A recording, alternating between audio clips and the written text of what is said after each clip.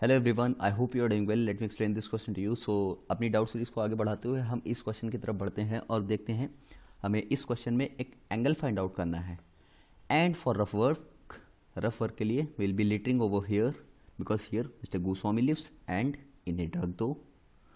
So mister Goswami and moving on to our question, जो हमारा question था।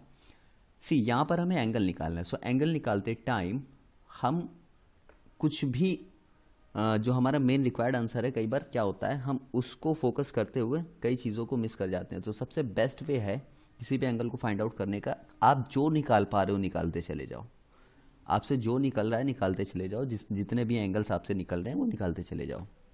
सो अगर मैं इसको सॉल्व करूँ, so I will be getting vertex angle. मुझे ये दिख जाएगा, ये 70 डिग्री होगा। सबसे पहले मैंने ये निकाल के रख दिया। ये हेल्पफुल होगा या नहीं होगा, इट डजेंट मैटर। सो जो निकलता है निकालते चले जाओ, बेस्ट वे है। सो इस ट्राइंगल में अगर हम देखें, दिस ट्राइंगल, ये वाला, ये सांप वाला ट्राइंगल। सो इस ट्राइंगल में अगर हम देखें, सो ये 80 है, ये 70 है। सो ये थर्ड एंगल जो होगा ये होगा हमारा 30 डिग्री का।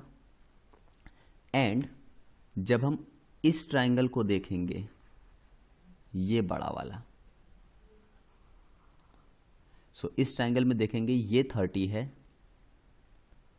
ये 60 है। सो ये जो एंगल हमारा होगा ये 90 डिग्री होगा। सो इतने एंगल्स हमने निकाल के रख दिए।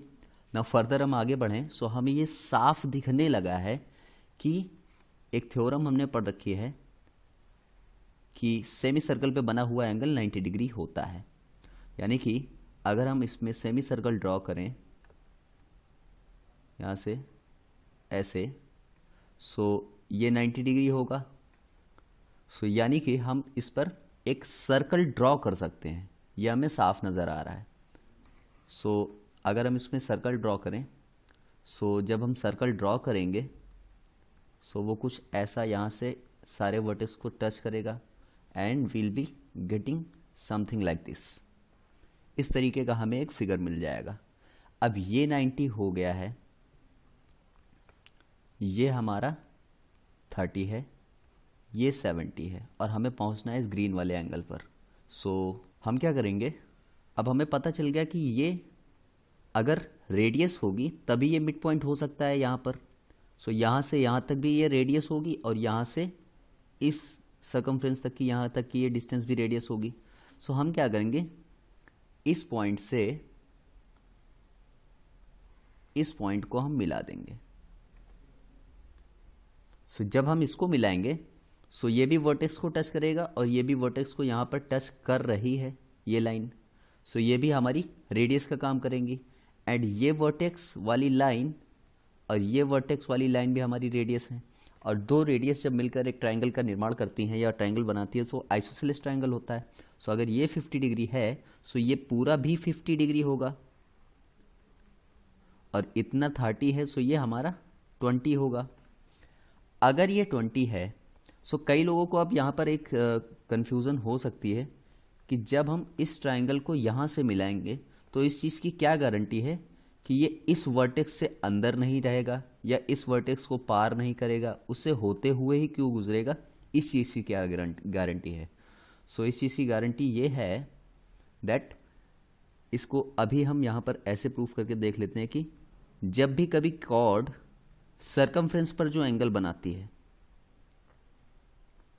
20, सो वो ही कॉर्ड सेंटर पर उसका डबल एंगल बनाती है। यानी यह कि यहाँ पर 40 बनना चाहिए, तभी ये पॉसिबल हो सकता है। और ये पॉसिबल हो गया कि अगर ये कॉर्ड है, सो जाहिर सी बात वो वर्टेक्स सर्कमफ्रेंस पे ही होगा। सो इस चीज़ को हम कैसे प्रूफ करेंगे, इस चीज़ को हम ऐसे प्रूफ करेंगे, ये रेडियस है यहाँ से यहाँ तक और यहाँ से यहाँ तक। सो ये भी आइसोसेलेस ट्राइंगल होंगे, सो ये भी इतना पार्ट 60 होगा। अब ये 60 और इस ट्राइंगल में ये पार्ट हमारा 60 हो जाएगा। और इस पूरे पार्ट को हम 180 के इक्वल रखेंगे। सो 8 और 6 14 और ये 4 हमारा हो गया 40।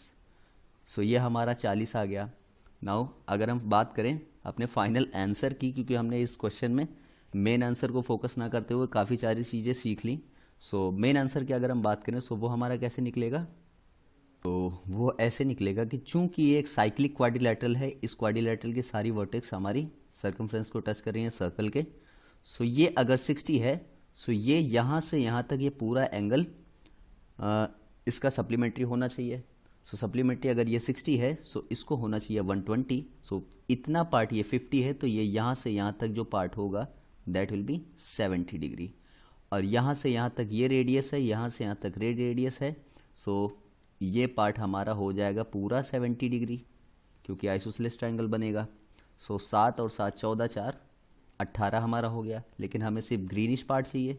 सो हमने यहाँ देखा, यहाँ से यहाँ तक पूरा 90 था और इतना 60 था। सो ये होना चाहिए 30, और 70 में से हम ये 30 माइनस कर देंगे। So will be getting our answer 40 degrees are required answer. So ये हमारा इस क्वेश्चन के लिए आंसर था। So final answer is 40 degree. So that was the solution. I hope you understood कि ये कैसे हुआ, और इसके पीछे का थोड़ी एक्स्ट्रा नॉलेज भी हमने गेन करने की कोशिश की। So for further updates stay tuned and खड़े रहना। बाय। Start the beat.